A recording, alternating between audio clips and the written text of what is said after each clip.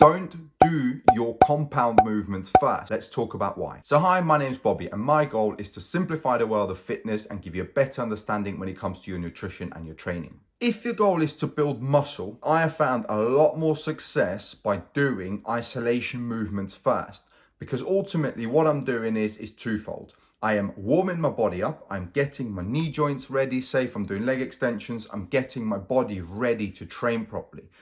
And the other thing is, it reduces the amount of warm-up sets I need on my compound move. So let's take a squat movement, for example. This covers both the hack squat, the pendulum squat, a barbell squat, it doesn't really matter.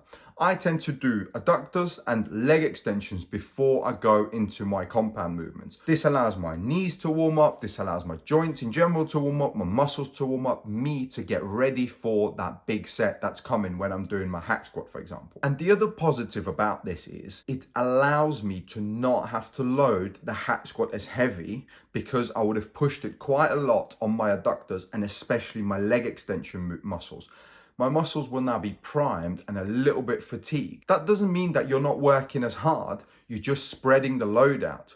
Because I'm sure we've all been there where we've gone into the gym, we've warmed up for our main compound move, and then we've kind of just dismissed all the other isolation exercises and just did them for the sake of doing them. Whereas with this, you are much more specific about your training. And I would argue that you're going to see better results training this way. Your muscles don't care what exercise you use. You could be doing anything as long as you are hitting a certain threshold to challenge that muscle every single week.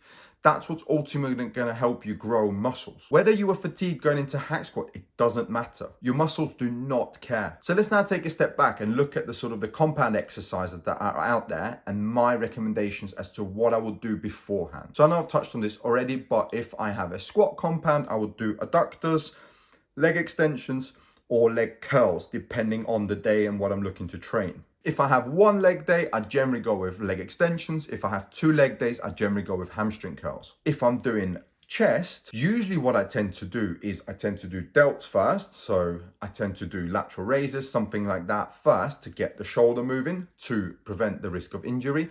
And then what I tend to do, especially if I'm doing an upper body session, I tend to activate my lats, because my lats will help me stabilize my shoulder as well.